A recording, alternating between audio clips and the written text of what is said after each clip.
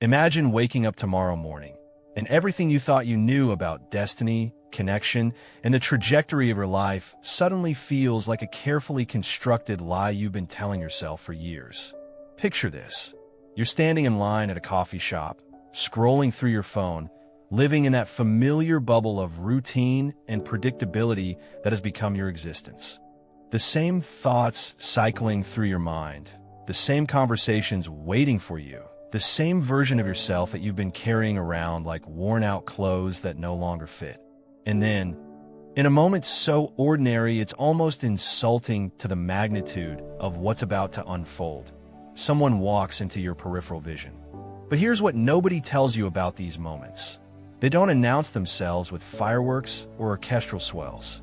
They slip into your reality like a whisper that somehow manages to shatter everything you thought was solid about your world. What if I told you that right now, as you're reading these words, you might be standing on the precipice of an encounter so profound that it will split your life into two distinct chapters, before and after? What if the person who will fundamentally alter the course of your existence isn't some distant figure you'll meet years from now, but someone who could cross your path within days, weeks, or even hours?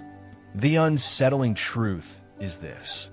Most people spend their entire lives waiting for transformation to find them, never realizing they're unconsciously broadcasting signals, subtle, almost imperceptible signs that indicate they're about to step into a reality-altering encounter. These aren't mystical phenomena or wishful thinking. They're psychological and energetic shifts that occur when your internal landscape is primed for radical change, when the universe itself seems to conspire to place you exactly where you need to be. But here's the paradox that will keep you awake tonight. The very act of desperately seeking this transformative encounter almost guarantees you'll miss it entirely. It's like trying to fall asleep by commanding yourself to sleep. The harder you grasp, the more elusive it becomes. Yet simultaneously, those who claim they're not looking, that they're perfectly content with their solitary journey, often find themselves the most starved for genuine connection, wearing their independence like armor that's slowly suffocating them. Consider this disturbing possibility. What if you've already missed several of these life-changing encounters because you were too wrapped up in your own narrative of what such a meeting should look like? What if the person who could have unlocked an entirely different version of your existence was standing right next to you last Tuesday, and you were too busy protecting yourself from vulnerability to notice? The human mind has this peculiar ability to simultaneously crave and fear transformation. We fantasize about meeting someone who will change everything, while unconsciously constructing elaborate defense mechanisms to ensure we remain exactly who we are. We say we want growth, but we flinch at the prospect of shedding the familiar skin of our current identity. And yet, despite our contradictions, despite our fears, despite our unconscious sabotage, something within us continues to send out signals, like a lighthouse beam cutting through fog, alerting the universe that we're ready for disruption, ready for someone to walk into our carefully ordered world and lovingly destroy everything we thought we needed to feel safe. The question isn't whether you'll meet this person. The question is whether you'll recognize them when they arrive. Because they might not look like your carefully crafted list of requirements. They might not fit into the neat category your logical mind has created for your ideal encounter. They might arrive disguised as a challenge, a mirror, a gentle rebellion against everything you thought you wanted. Right now, your unconscious mind is preparing for something your conscious mind hasn't even acknowledged yet. Your energy is shifting, your patterns are subtly breaking down, your defenses are developing invisible cracks that will allow light to enter in ways you never imagined possible. The signs are already there, waiting for you to notice them. Not with desperate hope, but with the quiet awareness of someone who understands that the most profound changes in life rarely announce themselves with fanfare. They whisper their way into existence, transforming everything while appearing to change nothing at all. What happens next will determine whether you meet this transformation with open arms or whether you unconsciously push it away, protecting yourself back into the familiar prison of who you've always been. The reason you're struggling to recognize these signs isn't a failure of intuition. It's the inevitable result of a psychological conspiracy that began the moment you learned to speak. Carl Jung understood something that most people spend their entire lives avoiding. We don't just meet other people, we meet projections of our own unconscious material. Every person who walks into your life is, in some sense, a mirror reflecting back the parts of yourself you've either embraced or violently rejected. But here's where it gets psychologically disturbing. The person who will change everything isn't someone who confirms your existing self-image. There's someone who will force you to confront the shadow aspects of your personality that you've spent years carefully hiding, even from yourself. This is why most transformative encounters feel initially uncomfortable, even threatening. Your ego, that carefully constructed fortress of identity, recognizes an existential danger approaching. It's not the danger of physical harm. It's something far more terrifying, the danger of authentic growth, of becoming who you actually are rather than who you think you should be. Friedrich Nietzsche wrote about the eternal recurrence, the idea that we're doomed to repeat the same patterns indefinitely unless we develop the courage to become who we truly are. But what he didn't explicitly state is this: the person who changes everything is often the one who arrives with the precise psychological key needed to unlock the prison of your repeated patterns. They don't rescue you. They show you where you've been keeping the door locked from the inside. Consider the philosophical implications of this. If every meaningful encounter is really an encounter with yourself, then the signs you're about to meet someone transformative are actually signs that you're about to meet a part of yourself you've been unconsciously seeking. This isn't mystical nonsense, it's psychological inevitability. Your unconscious mind has been preparing for this encounter by creating the exact emotional and energetic conditions necessary to attract someone who can catalyze your growth.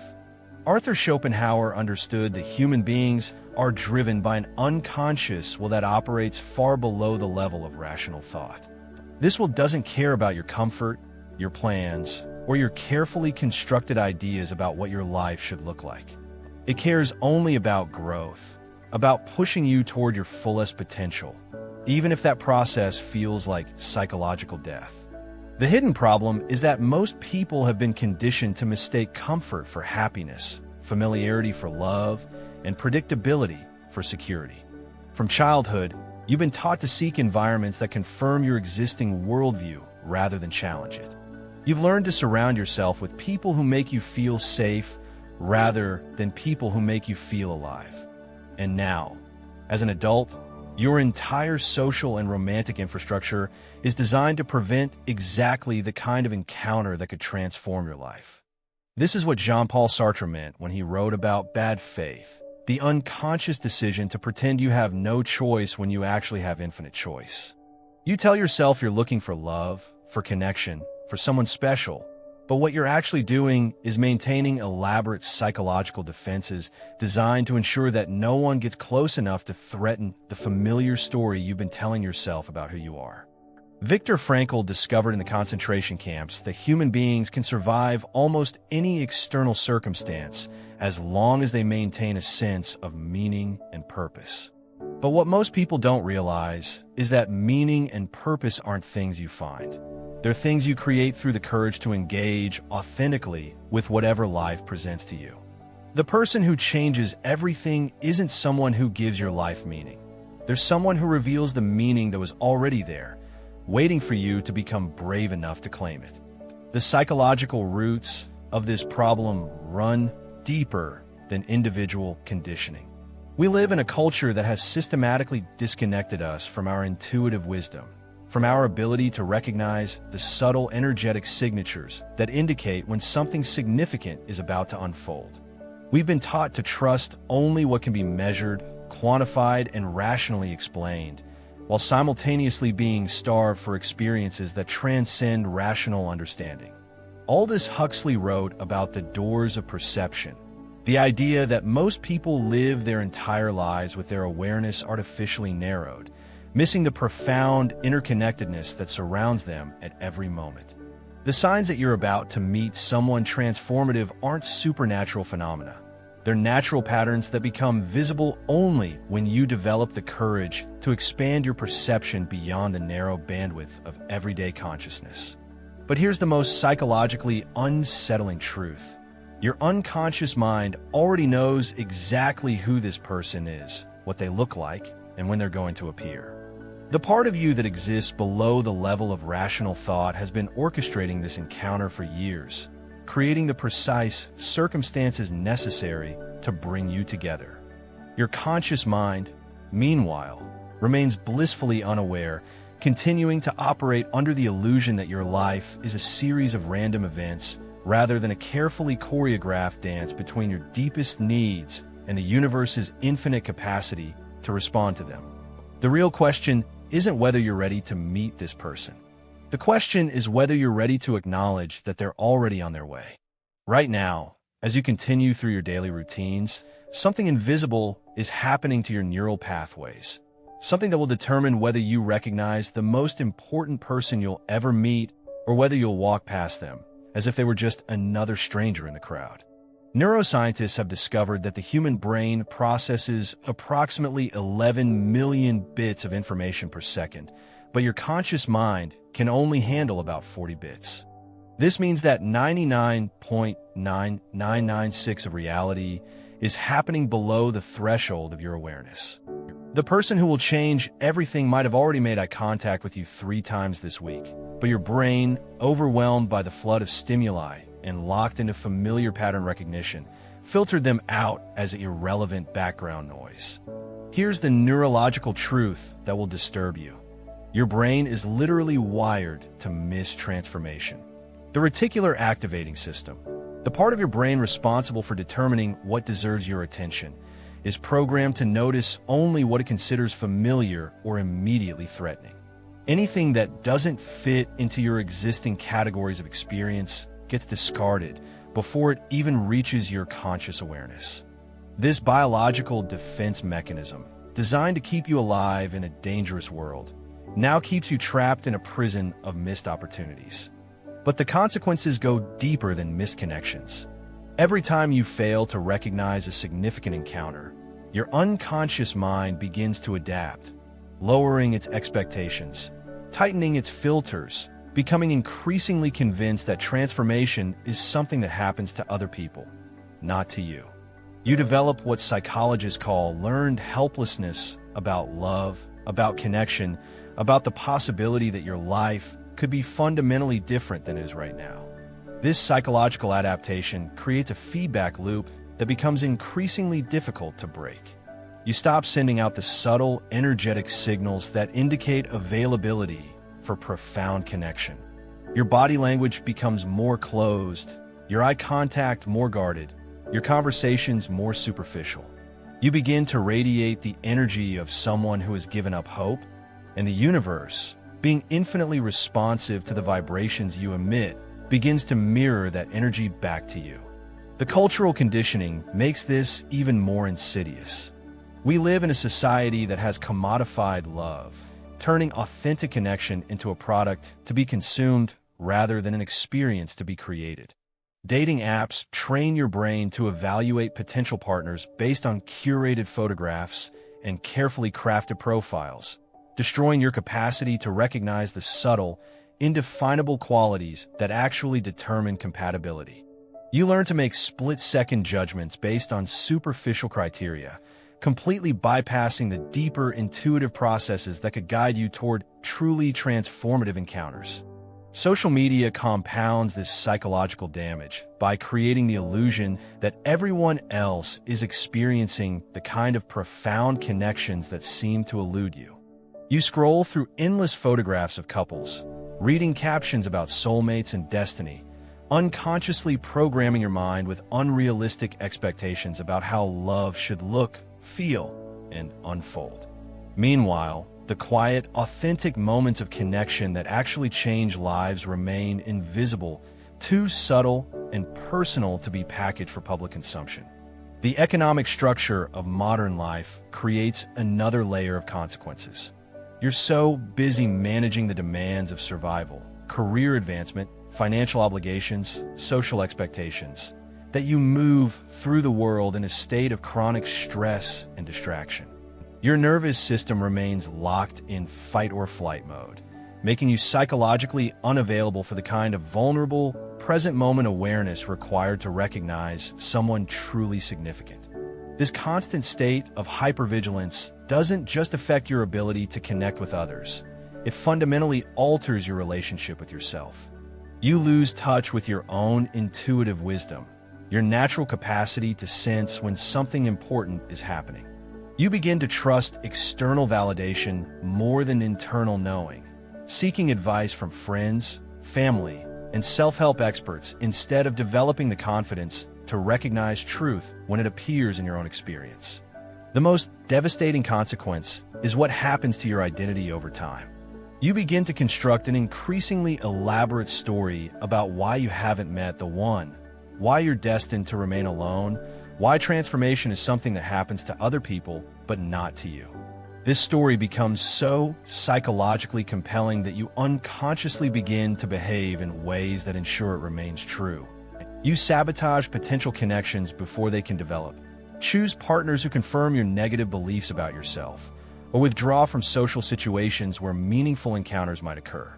But perhaps the most tragic consequence is this. You develop a tolerance for emotional mediocrity that becomes indistinguishable from contentment. You convince yourself that settling for comfortable, predictable relationships is mature, but the longing for something deeper is naive romanticism that you've outgrown. You begin to pathologize your own desire for transcendent connection, viewing it as unrealistic expectation rather than legitimate human need. And yet, beneath all of this psychological adaptation, beneath the cultural conditioning and neurological limitations, something in you continues to prepare for the encounter that will change everything. Your soul, that part of you that exists beyond the reach of social programming, continues to emit signals, subtle but persistent, that you're ready for transformation, ready for someone to see through all the protective layers you've accumulated and recognize the authentic being underneath. The consequences of missing this encounter aren't just personal. They ripple outward, affecting every relationship you'll ever have, every decision you'll make, every version of yourself you'll become. Because the person who changes everything doesn't just alter your romantic life. They alter your entire relationship with possibility itself. But what if everything you've been taught about recognizing profound connection is not just wrong, but deliberately designed to keep you trapped in cycles of shallow encounters and missed opportunities? The rebellion begins with a radical act of defiance against your own conditioning. You must learn to trust the intelligence of your body over the paranoia of your mind. Your nervous system knows things your rational brain cannot compute. It can detect subtle changes in energy, micro-expressions that last for fractions of seconds, and the invisible frequencies that people emit when they're operating from authentic presence rather than social performance. Here's the counterintuitive truth that will liberate you. The signs that you're about to meet someone transformative have nothing to do with them and everything to do with you. You don't need to scan every room looking for mystical encounters. You need to become the kind of person who naturally attracts transformative experiences by embodying the energy you want to encounter. Start by dismantling the elaborate fortress of preferences, requirements, and non-negotiables that you've constructed around your heart. These aren't protective boundaries. They're prison walls designed to keep you safe from the very growth you claim to desire. The person who changes everything will likely violate every item on your carefully curated list of what you think you want. Because transformation by definition requires encountering something beyond the limited scope of your current imagination. Practice what I call peripheral vision consciousness. Instead of hunting for connection with the focused intensity of a predator, learn to maintain a state of relaxed awareness that can detect significance in unexpected places. The most important encounters often happen in moments when you're not actively seeking them. Waiting for the elevator, ordering coffee, lost in thought during a mundane errand. Train yourself to remain psychologically available even during routine activities. Challenge the cultural mythology that profound connections must develop slowly and cautiously. Sometimes the person who changes everything announces themselves with an immediacy that defies all rational explanation. You meet their eyes across a crowded room, and something inside you recognizes them before your mind has time to construct doubt. Don't dismiss these moments as fantasy or projection. They're often your intuitive wisdom recognizing something your analytical mind hasn't caught up to yet. But here's where the rebellion becomes truly radical. You must learn to distinguish between the person who changes everything and the person who temporarily disrupts everything. Many people mistake chaos for transformation, confusing someone who creates drama with someone who catalyzes growth. The person who truly changes everything brings clarity, not confusion. They make you feel more like yourself, not less. They inspire you to become more authentic, not more performative. Develop what the Stoics called memento mori, consciousness, a constant awareness that this moment, this conversation, this seemingly ordinary interaction could be the one that splits your life into before and after. This isn't about living in a state of anxious anticipation. It's about maintaining presence and appreciation for the miraculous potential that exists within every encounter. Learn to recognize the difference between attraction and recognition. Attraction is based on projecting your fantasies onto another person. Recognition is the shock of encountering someone who feels familiar in a way that transcends this lifetime. When you meet the person who changes everything, you won't just be attracted to them. You'll have the unsettling sensation that you've been looking for them without knowing what you were looking for. The most important rebellion is against your own patterns of self-sabotage. Notice how you unconsciously close down when someone gets too close to your authentic self. Observe the ways you deflect intimacy through humor, intellectualization, or creating artificial distance. The person who changes everything will require you to show up without these protective mechanisms, to be seen in your raw, unfiltered humanity. Practice what mystics call beginner's mind, approaching each potential encounter as if you know nothing about love, connection, or what you think you need in a partner. This doesn't mean abandoning your values or standards. It means remaining open to expressions of compatibility that your limited experience hasn't taught you to recognize yet. Stop trying to figure out whether someone is right for you and start paying attention to whether you become more genuinely yourself in their presence. The person who changes everything doesn't complete you. They reveal the completeness that was already there, waiting to be acknowledged. Most importantly, understand that recognizing this person requires you to risk everything you think you know about yourself. They will see through your carefully constructed persona to the raw, unedited version of who you are beneath all the social conditioning. This level of being truly seen will feel simultaneously terrifying and liberating, like standing naked in sunlight after spending years hiding in shadows. The rebellion isn't just about changing how you approach relationships. It's about fundamentally altering your relationship with uncertainty, with mystery, with the possibility that the universe might actually be conspiring in your favor in ways too subtle for your rational mind to detect. When you finally surrender your need to control how, when, and where this encounter will happen, when you stop trying to force meaningful connections and start trusting the intelligence that's already orchestrating them, when you become genuinely curious about every person you meet rather than immediately categorizing them as romantically relevant or irrelevant, that's when the signs begin to appear with unmistakable clarity. The person who changes everything is already en route. The question is whether you'll recognize them when they arrive, or whether you'll be too busy protecting yourself from transformation to notice that your prayers have been answered in a form you never expected. Here is the truth that will redefine everything you thought you knew about destiny, connection, and the nature of reality itself. The person who changes everything isn't someone you meet. They're someone you become.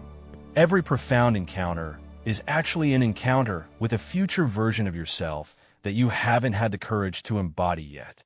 When you meet the person who transforms your entire existence, what you're really meeting is the reflection of your own untapped potential, the mirror of who you could become if you finally stopped hiding from your own magnificence.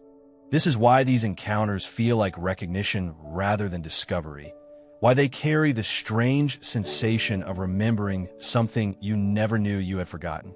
You're not meeting a stranger. You're meeting the part of yourself that's been waiting for you to become brave enough to acknowledge its existence. The 6 signs you've been searching for aren't external phenomena to be detected in other people. They're internal shifts that indicate you're approaching the moment when you'll finally have the courage to step into the fullest expression of who you truly are. And when that happens, when you finally stop performing the diminished version of yourself that you think the world wants to see, you become a magnet for others who are operating from that same level of authentic presence. The first sign isn't that you start noticing special people around you. It's that you start feeling genuinely curious about everyone you encounter, because you've stopped filtering human beings through the narrow lens of what they can do for you and started recognizing the inherent mystery that every person carries within them. The second sign isn't synchronicities or cosmic coincidences. It's that you begin to trust your own intuitive wisdom over the voices of doubt, fear, and social conditioning that have been running your life. You start making decisions from a place of inner knowing rather than external validation. The third sign isn't sudden clarity about what you want in a partner. It's sudden clarity about who you are when you're not performing for anyone, when you're alone with your own thoughts and completely comfortable with what you find there. The fourth sign isn't that you become more attractive to others. It's that you become less dependent on others for your sense of worth, less desperate for validation, less willing to compromise your authenticity for the sake of being liked. The fifth sign isn't that you start having deeper conversations. It's that you stop being afraid of silence. Stop needing to fill every pause with clever observations or entertaining stories, because you've learned to be comfortable with the raw immediacy of simply being present with another human being. The sixth sign isn't that love finds you. It's that you finally understand that love is what you are, not something you acquire from someone else. You stop looking for someone to complete you and start recognizing that you've always been whole, that what you've been calling loneliness was actually a longing to remember your own completeness. When you embody these qualities, curiosity, intuitive trust, authentic self-knowledge, emotional independence, comfort with presence, and recognition of your inherent wholeness, you don't attract the one. You attract someone who has done the same internal work. Someone who has also had the courage to stop performing a diminished version of themselves for the approval of a world that doesn't understand authenticity. This is why transformative relationships feel effortless despite their intensity. Two people who have both done the work of becoming themselves don't need to negotiate, manipulate, or perform to create connection.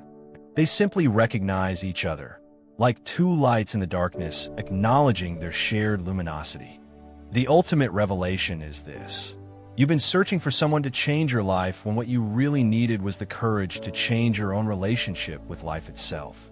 The person who changes everything doesn't rescue you from your circumstances. They witness your decision to stop rescuing yourself from the fullness of your own existence. And here's the final, most liberating truth. This transformation doesn't require waiting for another person to appear. It can happen right now, in this moment, as you read these words. You can decide, with the authority that has always been yours, to stop postponing your own authenticity until the right person comes along to make it safe. The moment you make this decision, the moment you choose to become the person you've been waiting to meet, everything shifts. Not because the universe suddenly starts conspiring in your favor, but because you finally align with the conspiracy that was always there, waiting for you to stop resisting it. You've been the person you're looking for all along. The signs weren't pointing towards someone else. They were pointing you back home to yourself. And when you finally arrive there, when you finally have the courage to inhabit your own life fully, completely, without reservation or apology, you'll discover that the love you've been seeking has been loving you into existence every moment of your life. The person who changes everything is looking back at you in the mirror, waiting for you to stop pretending you don't recognize them, waiting for you to finally say hello.